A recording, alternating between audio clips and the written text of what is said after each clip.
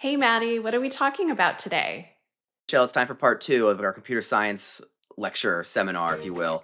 We talked last time about what computer science means in modern college admissions. Today, we're going to talk about actually getting in. We're going to go over real strategies I use with students to get in for computer science top schools in America. Let's do it. All right.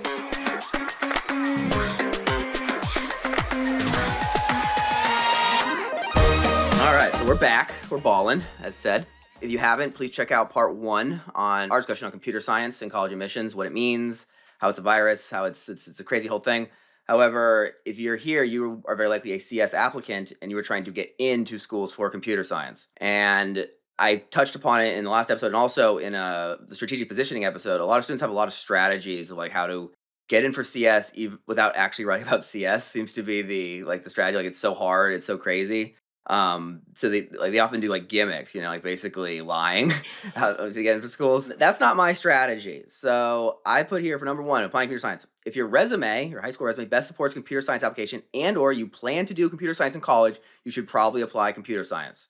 Meaning, I'm not like pretty much probably 90% plus of the time when a student comes to me with computer science supplement or extracurriculars, and they claim to like computer science and they're into it, we go computer science. Similarly, when they come to me with that plus also art or history stuff and they seem to like both, well, I ask, what do you actually want to do? And they go, computer science. I go, we should apply computer science. It is my belief that even if it's like somewhat debatable, like if a student is doing like computer science and math, and I'm like, what do you want? They're really not sure.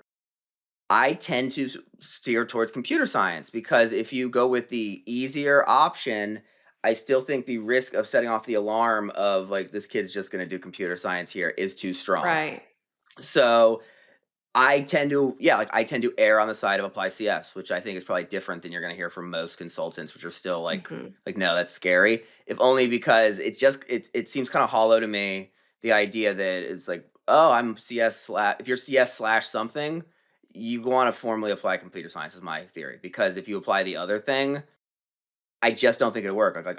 I often use myself, and I'll talk about that as like a metric of these. And if I saw that, I'd be like, okay, kid, whatever. Like, and I that would I would see that as a negative. So that's my big thing. Hmm. And I say that because this is all weighted by the fact that, especially in the last 2 3 years, well, I would say you've seen the results, Michelle. Like we have done very well with computer science applicants. Right. I've been extremely pleased with the results, going all the way to the tippy top level, Stanford, MIT, et cetera, all the way back down with different students succeeding with pretty straightforward, I would say, computer science applications. They've Yeah. gotten in at a rate that has been, I don't know, astounding, but it's been very satisfying, and it has allowed me to be like, okay, like it's somewhere between. It's not. I say, yeah, like I would say, it's not as hard as it was 10 years ago. They've added more labs, they've added more chairs and more computers, Yeah. but also I obviously have a strategy that is effective, and that's what we're going to go over today. So that's why it's cool.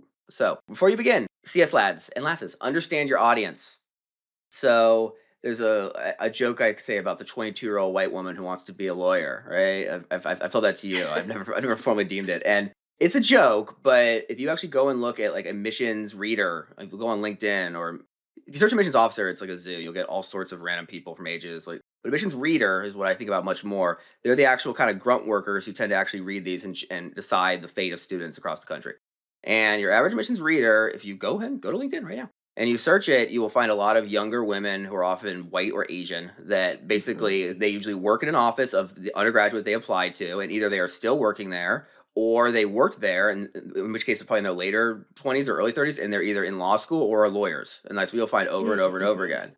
And this was something I figured out like a long time. I'm like, well, that's weird. And my theory slash makes enough sense is that admissions readers basically it's a work study program. You graduate undergrad, you work in the admissions office to make money to afford law school. Oh, So that's okay. why they're either that's why they're usually sitting there or they are off on their next adventure. They used to work there. That's and again, this is like oversimplified, but that is kind of the mindset I take in that uh, it is very unlikely for most schools like that your actual person who will be deciding your fate is super knowledgeable about computer Right. science. It is much more likely they are from a liberal arts background, as most lawyers are going to be. I'm sure there's some CS lawyer weirdos, but is like that is something very important to understand. Is the actual person who's reading this is not super deep in the game when it comes to most tech stuff. That's something that I kind of use myself as a metric because I am a liberal arts guy. I'm an English major, and I probably know more about CS than like the average liberal arts person just because I live in the Bay Area. My friends are all programmers who Mhm. but not, I don't really understand computer science very well. A lot of the things I notice about computer science, about applications and the students has been very helpful in knowing how to kind of soften or handle their application in a way that'll be effective for like your average reader and like that's something I'll talk about a lot is like things that I the big ones are that when I see a bunch of computer science stuff, like it's very difficult for me to understand how impressive or important or even what is going on with Right. CS. That is like happens all the time. And I say like it's just tech. Like I see this long list of things and it's like I'm sure it's CSE, like it's like Mhm. flavored correctly, but I do not have the understanding nor the interest in any of these fields in order to make heads or tails of any of it. That this goes double for the fact that like the nature of computer science is it's so accessible by young people that there's very few like objective metrics of like what's the most impressive or what's the most useful computer Mhm. science project or thing and that's why it's like, it can be so tricky for students because they're often so deep in the game that they don't understand or appreciate that like the stuff they're doing doesn't mean anything to the average person who is not. My cat knocked my camera. We're back. So a problem I think affects a lot of computer science applications is that it's very easy to create an application that comes off as boring, samey, or confusing. I think, yeah, reason one for that is that your average CS person is not going to be a terrific writer nor storyteller. CS applicants often badly dislike this process. I found like that's Mhm. a credit, and I kind of get it. It's like no, talking about yourself and your dreams and hopes and futures is not terribly relevant to the computer science realm. Sorry, I don't know. And yeah, the fact what they often lead to is I think a problem is that I've often found that with computer science and tech in general, there's like kind of a hierarchy within these groups, like your hackathons or your robotics clubs or what have you. That's Right. engineering, but same idea. And there's kind of a hierarchy of like within computer science. There's often very objective metrics of who's winning or like who is the most Mhm. competitive, who made the best stuff. There's ways to measure that. And I think that often problem is like that does not translate to college admissions at all. Like that, whatever that hierarchy is, I don't understand it nor care about it because there is no such hierarchy. There is no objective measurement of who the best tech person is when it comes to a bunch of liberal arts people reading the actual essays about why they did it and reading a bunch of forms of things they don't really understand in the first place because how would they? Right. That I think like those are all at the core of like why CS applications often go so poorly. So I guess mistake one is just writing about how much you love coding, computers, the act of CS creation. Like that is the other side of it is in theory computer science like doesn't fall correctly under FLL, but I was thinking about it is that it's kind of the same is that when I FLL is about like being specific, and I get a student, like a student who's applying history, I wouldn't really want them to just write about how much they love history and like studying history Mhm. and like learning new tidbits, I guess, and like getting that's kind of like too easy, I guess, or kind of tacky. Instead, I'd be like, well, what about history do you like? I was like, well, what, Right. and that's how you end up with 13th century poetry. I'm like, okay, cool, we can write about that with computer science, it's I guess it's kind of the similar thing. Is like you do not just want to write about the joy of coding, or like if you write anything that's like I enjoy like being alone at night on my computer, or and, like it just doesn't work. You don't want to Yeah. come off as a programmer, as a coder, and Right. and maybe that's unfair, and that might piss someone off. So I should go on TikTok. But like it's you don't really want to be a coder or a programmer because your average liberal arts lady who's reading these is not going to necessarily want that kid, honestly. And also, even if that's not the Mhm. case, there are a lot of programmers, coders, like Yep. that concept of I love coding. It is fun. It is fascinating. That is how you end up as samey or boring. Yeah, like, and that's why I have an entire different strategy of like how to get around that. It's also a bad idea to simply highlight what you have done. Even if it's truly impressive, the impetus is on you to make the reader understand and appreciate just what you've accomplished.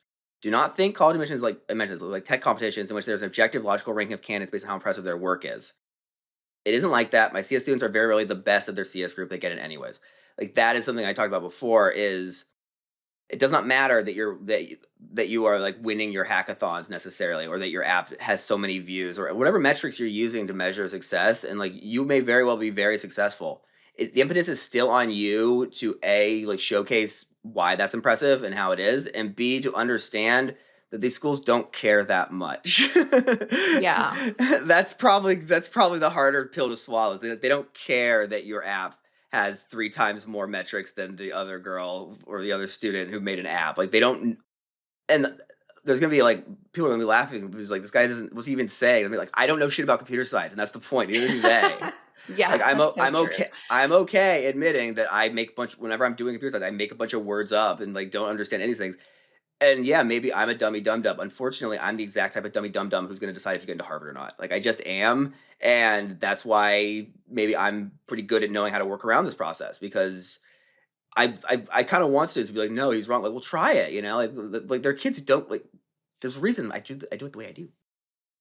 Okay, so that's those are two big things. Yeah, it's like the love of coding in general doesn't work very well, and just basically, I call it the 18-wheeler method, just talking about like what you've built and how impressive it was and how great it was, and like maybe even the mindset behind it. That doesn't work very well either. And I think that those two concepts that's going to make up like a large majority of college of computer science applications. Hmm. And I think that's also why my students might do well is by going around that giant mass of not very effective strategies. I think there's suddenly it's like, oh, this kid is different, and I think that works well. So here's what we do instead. The big one is one, we link CS work to a more universal topic. And this is probably the most effective methodology. There's two more, but this is the one that I recommend students really consider. So examples that from my past I just thought of farm work, nature, art, forecasting, voting rights, cancer research, COVID research, teaching, tutoring. These are Hmm. all, and some of these may pop to mind to you. You may think of like, these are all, you may be thinking of like, I know that, I remember that, yeah. Yeah. Like these are all very real, non-forecasting's kind of in between. But these are all very cancer research kind of in between. These are all very real, like non-STEM necessarily focused topics that I and straight computer science applicants basically build applications around. Is the best way I could describe it. And that was this, the theme or whatever was not necessarily computer science itself, but it was these general topics. And that was very effective because well, often their personal statement for many of these would be about the topic itself with really little or no computer science work involved. But then in the supplements, we then could write heavily about where the CS work they've done like kind of plays into the bigger picture of what they're really trying to achieve. And this is probably the number one strategy I have for students. In each case, yeah, the more general topic is a major issue factor students. The CS stuff is that introduce and service them achieving their bigger goal, right? So like this is a really fun and a successful way to work around the problems I mentioned above. That like ironically, you don't want to like just be a computer scientist to get it for computer science. You want to be an environmentalist or a philanthropist or a naturalist. That's not what naturalist means, but you get the idea. You want to present yourself as basically you have to get it ties into like you have to give them more than that you love or are the best at CS. Instead, you give them an entirely different topic. And this this works much more often than not, I would say. There are some students that like I haven't been able to do this, I guess. And unfortunately, those students like if in theory, every student should be able to do this because coding should not just be in pursuit of more coding in theory. Right. And I feel like as we continue on with like CS is taking over the world, you have fewer and fewer excuses not to have another topic that your CS leads to. Is that like if you just are coding because that's all you do, I don't know what to tell you, I guess. And like I'm thinking of a couple students right now, like they weren't strong applicants in the first place. It's like, Hmm. although we'll get to 2 and 3, I suppose, or other options. But like that's but the number one question I have for students is CS students, even engineering students, like STEM in general, is like, for what purpose are you doing this work? Why are you coding? What are you trying to accomplish? Think about the end goal of it. The CS helps you get there. Yes, CS is the key as a access point. That's something I'll mention again. Think hard about what that is. And it can be a couple things, but really it's often the simplest and easiest way to do it is like you think about like, okay, I do all this coding because I want to like save birds or what have you. Or oh no, I'm trying to help farmers, which we'll get to. I like cooking. You can be in that. It's like I'm trying to make more efficient food process for whatever. It's like just look at your extracurriculars. How have you used coding to make a real world impact that goes beyond more coding, more technology? Then even if that connection is not maybe what you plan to do, that is now like a big goal of yours, right? Like, and that is what's so effective is instead of just be like instead of I want to learn this tech skill so that I can learn more tech skills, you basically if you want me to just draft it out for you, your personal statement should basically be about that topic, Hmm. your passion, at least 90% unrelated to coding. You talk about like in a vacuum, like why do you care about, let's say, yeah, like food preparation, like what does it matter to you and what experiences have you had to get you there. Then in a supplement, you can really go hardcore nerdy about like how your STEM work makes you better at understanding food preparation and supporting those who need it. Then this leads to the 312 thing. Well, how is every school you're applying to going to help you learn this new skill to help you get better at food preparation? Yeah. And then how are you going to improve the food preparation at that school? that's an application, like, and I just made it up I've never done a food prep student, but like that's the Mhm. idea. And I clap because that's a pretty solid application. Like that kid gets in. That is the big strat though. Like I would say 80, 90% of the time, like that is basically how I do it is I start by giving the same idea rules and it's like you cannot just be a coder. It's not enough. Like why do you code? And I found that usually it doesn't take that much angling to get something out of a student, or I'll just look at their application. And sometimes I look like an absolute idiot saying it. Like, okay, so it says here that you work with animals. Has coding ever helped you with animals? And Mhm. that tends to be like a 50-50 split where half the time they'll be like, no. And I'll go, all right, let's move on. I try another thing. Or half the time, like, yeah, like I fixed their databases to like, and I'm like, here we go. It's like it made it more efficient for people to be able to adopt. Like, well, let's write about that then, because now you're not writing about coding, you're writing about animals. Right. And the liberal arts person reading this, they're going to understand the topic. Like that's why it's so effective. They understand nature or food preparation or animals. You're taking it out of the tech world, or at least giving a context that allows the reader to understand what the hell you're talking about. Because if you just write tech in the pursuit of tech, it's just words on a screen. And like that's maybe the idea is that you are trying to ground the work you have done in a more accessible and honestly approachable and honestly likable scenario that the person may be like, oh, okay, like yeah, animals, I like animals. And that's why it's so effective. Two, niche down your coding interest into an explainable subsection. And this basically can be done in isolation, but often is done in pair with the first idea. Is so instead of loving all of computer science, detail a fascination with a core aspect of it. Then having explained that subsection, go and explain how you engage with it and all that normal stuff. Not that different than any other major, right? So I mentioned that you don't like if I had a student applying history, I wouldn't just want them writing about like I love all of history and studying it, and studying it is the goal so that I better understand history. That is honestly that's what like the bad like college consulting firm essays always read like to me is like Right. I love studying like okay, but what's more effective is like is like well, what do you like about 13th century? What about history? Mhm. Oh, like German history. Okay, why, right? Well, it's not that different with CS. Is you should never write an essay where you just like claim to love computer science that much. Like honestly, I've done essays like that. They come off as fairly generic. Is like there's too much to cover. Yeah. So instead, well, like niche down, and this is often very helpful for actually writing about computer science, because we'll get to that. You do need to actually write about computer science and why you're into it. It's not just like you don't want to hide the fact that they need to show that you're legitimate. So often being niching down, and that is I almost always do is like oh yeah like this aspect of it. It's like and this is the part where I come off like a dummy dum dum again because I don't know anything about computer science. It's hard to give examples of like how you niche things down. But instead of just being like I had a student with like cybersecurity. I'm like okay that's kind of neat. Like when I hear terms like that cybersecurity or Michelle, tell me a computer science term. You Like like cybersecurity. scraping data. Of course, scraping data.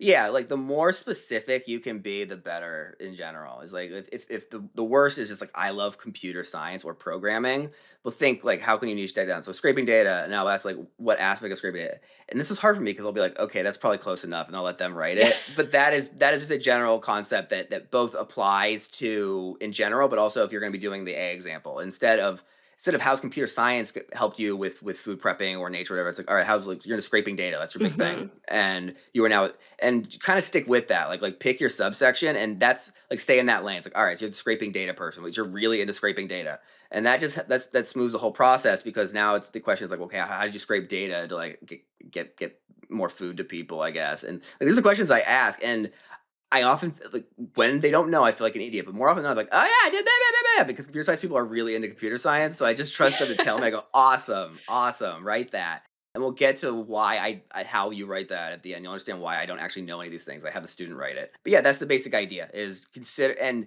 in general pick a niche and stick with that through your applications because it just makes everything smoother. It's like and what really helps is if you can get niche enough that you can explain what the hell you're talking about like in a good paragraph, like we'll get to. That's really great because then you can explain like well what is scraping data in one of your supplement Mhm. paragraphs they use over and over and over again or in your personal statement, I guess. The person reading that will understand that now. Oh, okay, like I get okay, and then you're talking about scraping data, scraping data, scraping data. That provides context for the reader in a way that is very, very helpful because then Right. you're writing about how scraping data did that, and then you're when on all the white school stuff, how you want like why all the classes you want to take, how are you going to get better at scraping data, and how are you going to be applying your scraping data information to the opportunities they have, and then you're going to join what teams you're going to join to scrape data there, like that kind of thing. It might Mhm. seem repetitive, I suppose, or oversimplified, but in practice, you only have like 2 or 3 essays to write for a lot of these schools, and like just niching it down like that makes a much more congruent, I suppose, and easy to understand application. And like that is helpful for you because then, yeah, like if you are the scraping data animal kid, that is suddenly a full application where they remember you. Like they're like, okay, Right.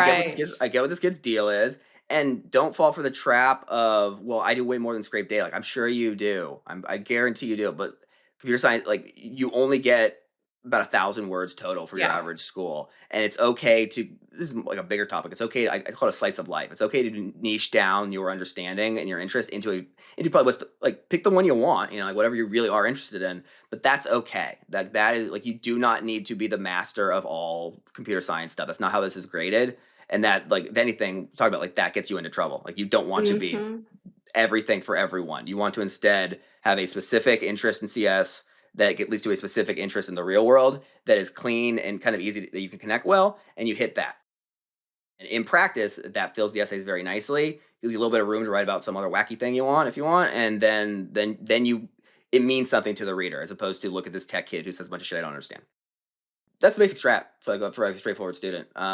The one exception I found is there are students who are well-rounded. This is Yeah. actually going to be an upcoming episode. It's like you're well-rounded now. What? That's where these two topics might break down, like being spiky, basically. Mhm. There's a type of student who comes along who has a billion different interests and wants to do computer science, and they also Yeah. have computer science, and that one's tricky because there is no other topic that they've probably done the most computer science, but they really are just kind of a hodgepodge. And every year I get one or two students that are like that. Well, what we do is I mentioned the point I use the term access point, and that is what computer science leads to be. And this will lead to like I think next episode we do will be like how you write about being well rounded. But it's okay to have like a ton of different interests. This is option B, by the way. Like option A is what I just mentioned. That's gonna be the most Mhm. effective. Option B is you go the other way with it. And essentially, you are free to write about like all this different stuff you do in isolation. However, computer science needs to be the kind of glue or the key, as I often say, to how you're accessing all these different things. So you could still like niche. It could still be if you can help, you can niche down into like a CS topic you like. Well, you're gonna write about your interest in plants. All right, how's CS helping you with the plant? How why is CS how you're able to deal with plants? Well, now you're also interested in sports. Well, how does CS apply to like your sports life? Mhm. CS should be, yeah, it's like the Kool-Aid mix or whatever. I can't say, Glue's probably closest. That should be There should be an overarching concept within your application that CS allows you to explore your many different interests in a way that you wouldn't be able to otherwise, which makes it so satisfying. And you are this kind of jack of all trades, crazy interest person. However, like the at its core, like you're a computer scientist, and that is why you like CS so much because it is how you get into all these different wacky adventures. I think if you're seeing this anytime past like mid-April, go watch the You're Well-Rounded episode, which will probably be up by then because I'm gonna do next week. But that is the basic premise, and I include this because every year there is one or two students that we this is how we do it. Yeah. So I guess that's the basic other premise. Okay, and yeah, it often comes down to X of Y essays. How does CS apply to all the things you do? And I mentioned the X of Y. X is going to be the computer science, like the computer science of whatever you do. That is, in general, going to be a very helpful mindset for all students applying CS. Instead of just writing about computer science in its own philosophy, instead like how does computer science of helping students, of tutoring students, the computer science of math, like what? Mhm. Oh yeah, I'm sure it exists. Like that is just a general idea that you should have in the back of your mind. How does computer science allow me to access or achieve or engage with things I care about that are not they're not computer science themselves, and if so, like how do I do with that? Like that is a very good template to create a lot of very strong, solid computer science essays that are not bogged down by being too CSE, but also have CS in them in a way that is effective. Okay, and then finally, I'm introducing a entirely new concept here that applies to more than computer science, but it absolutely comes up the most in computer science applications, which is I refer to as the FLL paragraph, and it is a it's actually basically it's a concept I came up with to solve a problem I was having with primarily computer science applicants, which is how do you basically make like a uniform application that is accessible to a non-computer science person. However, within that, how do you still make it clear that you understand the subject matter and that you are good at it? That was the problem because simply doing what I want to do, which is like talk about animals over and over and over again. Well, students could do that, but the essay it was left leaving a little hollow, and at worst, like they didn't know what they were talking about because that is what I would be able to do with it. Like, if I wanted to write a computer science essay, it would come off as hollow because I could write about like how important it is to me and how all the animals I saved, but there would be no context clues that I knew any computer science within it. And that's what I'm like. So what do you do? The other problem is many CS applications that basically are they come off like worksheets or like tech program Yeah. formulas. I used to call it getting lost in the sauce. That STEM students would bring me these long essays that were just like the details of how they actually made it. And it was like a report or I wrote an instruction booklet, and Mhm. that's don't write that. I was like, no, this is not get you into college. This is very boring and very bad.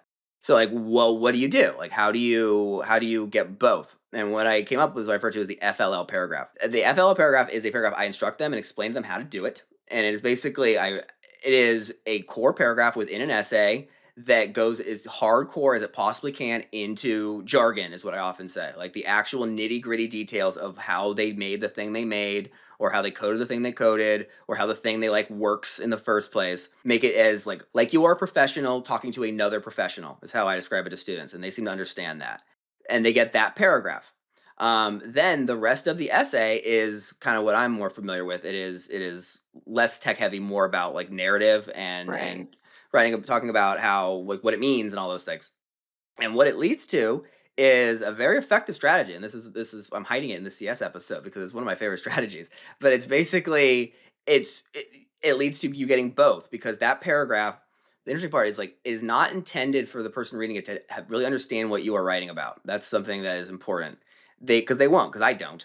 It is instead for them to read and go, like kind of glaze over and go, okay, yeah, like can knows ball, like kid can program. Yeah. Okay, I That's the get it. part that gives you the credibility that you are Mhm. yeah. Yeah, and that's what makes it so, that's why I like it so much, because when I'm editing it, the goal is not to, I don't know what I'm reading. It's like I'm just cleaning it up so that it's like elevator music, but it goes in every single, and it applies to pretty much any STEMmy student, so often like biology, chemistry. This will be its own essay in its own, 'cause it really is neat, but this is such an integral part to how I get students in for CS that, like, I wanted to include it here. Is and the most fun part is we have an example, Michelle. So this is a fairly standard, I would say, successful computer science application that I worked on with a student a few years ago. I'll cut you after the second paragraph, Michelle, because it shows some concepts that I talked about today, as well as in italics. We'll get to it. Is like the FLL paragraph itself. So why don't you go ahead and read the first two paragraphs? Okay. I learned the basics of computer science in class. And while most of my friends seemed to either hate it or already be planning a future with it, my takeaway was that while I enjoyed the core subject matter, I was less interested in the final products the work led to. I didn't see much use for a random website or a game of Pong. But soon after, I needed to set the pricing for an upcoming chess tournament. Up until that point, I had researched past tournaments similar to mine and used their prices as a general guideline to set my own. But this time I recalled a computer science project I did on graphing the data for the position of a ball thrown into the air and using calculus to find the maximum height it reached. Okay, so this is just good examples of what I talked about before. This is now this is about pricing a chess tournament essay. It's like the computer science is in service of something that is more uniform. Like it's like, yeah, and that's yeah, this is good. Keep going. I didn't see any reason why I couldn't use the same coding process to run a chess tournament price optimizer that returned the price with the maximum revenue. At the time, I didn't realize I was dabbling into data science. Instead, it merely seemed like a creative reuse of math and computer science principles. Whatever the reason, that was the moment data science became the field I wished to embark on. Right. So up to this point, there is no like hardcore STEM in this application. Like it's a STEM it's obviously a computer science essay, but really what it much more is a chess and honestly economics essay. And that's why it reads pretty smoothly and you understand what's going on. But here we go. Now FLL, go. I've recently gotten to formally utilize science concepts while analyzing how the migration patterns of long billed curlews have changed over time via regression models. First, we clean the data by determining which migration paths fit into our set longitude and latitude range. Then we used a quicksort algorithm to order the migration paths by time and modeled each path using an equation. We next plan to use the polynomial regression to analyze how the equations have changed over time. The end goal is to learn more about this world and protect precious bird species along the way. Incredible. I have no idea what any of that has to I don't mean. either. And you STEM lads and lasses at home, you might be reading and be like, that doesn't make, I don't care. I don't care because she got into college. So that's the basic, like this is what it looks like. And my advice is like your professional and non-professional, use jargon. Like I love jargon is that just like terms. So, we clean the data, we use a quick sort algorithm. We plan to use polynomial regression. These terms mean something, I'm sure. However, like they are all very purposefully like jammed into this paragraph, and the takeaway that I have as a non-STEM person is like, oh, okay, oh wow, okay, yeah, birds, okay, and like that's why it's so effective because you are now, and then you finish up with Everything has data, and that's what makes data science so exciting to me. At school, I look forward to both improving my understanding of core concepts that make data science possible and also using what I've learned to engage with projects that matter to me. right. That's what it looks like. And this FLL paragraph, it can kind of go anywhere you want in the essay. Sometimes it goes near the front, sometimes it goes to the bottom, but it is a quarantine zone, if you will. And why it's so effective is, well, students like it, and I do hope that there's students be like, that does make sense. Mhm. You do not want your entire essay to read like this paragraph. If it does, that is a big problem. If this essay without this paragraph comes off as a girl who doesn't really know computer science very much, who just like, she mentioned that she was like not even that into it. It is the combination of the two, a very straightforward kind of the type of essay I'm much stronger at is, is like there's just tournament, I'm helping out. And then, oh God, it's so good. FL progression is so good. I can't believe I just dropped it here. Oh my God, it's so good. But that's basically the premise. This essay is I know why this is effective, and it's because the person reading this paragraph, I'm curious what like non-STEM people think. Like looking over this paragraph, my takeaway is like I remember the word birds in it, and otherwise it is elevator music, and that it is its entire purpose is to showcase that you know what you're talking about. And what's even most fun about it is like the person reading this, like understand they will not know what you were talking about. That's Right. okay because it just needs to be clean and like this. It almost reminds me of the Jabberwocky, if you know what that is. Like I always think of the Jabberwocky, where like when I'm editing these, it's like there are a bunch of words I don't understand. I'm just cleaning it up for text and it's like it's still syntax. Yeah. So in conclusion, apply CS is absolutely possible, but you must provide both proof that you are competent at the subject matter, and also something else that is more interesting. Like that is the basic premise. And I believe I have provided some very real tips. This FLL paragraph, like it can exist in multiple essays. You can bring it up whatever you want, I guess. But that is the basic, like that's how we do the competency. Like everything else should really be in service of standing out, I suppose, and coming off as different than everyone else who is going to be applying. And I'd be curious on the feedback on this one because it is a different strategy. I understand like going this path, like going around everybody else and doing it in this particular way. It has been effective in the last few years in a way that I think it is extra effective because so few CS students like have the wherewithal or the like foresight to kind of like avoid the giant jam. And like that is why this is how I'll do. I can't believe I gave FLO paragraphs are so good. That'll be its own episode. I just hit it in here because it's important. Okay. So that's the best I got. I'm sure we will talk more about CS in the future. It's not going anywhere anytime soon. But that is, I'm glad we got this two-part of it. All right, we'll be back next time, Michelle, with something else. Yeah. See ya. See you next time. I am now taking on students for the 2025-26 college admissions season. If you are a current junior who's looking for help, specifically with their college application and essays, you should check out my website. It's collegewithmattie.com. And there you can see my services, my blog with other written posts, as well as book out a free consultation where you get a chance to chat with me and see how I might be able to help. Looking forward to meeting with you.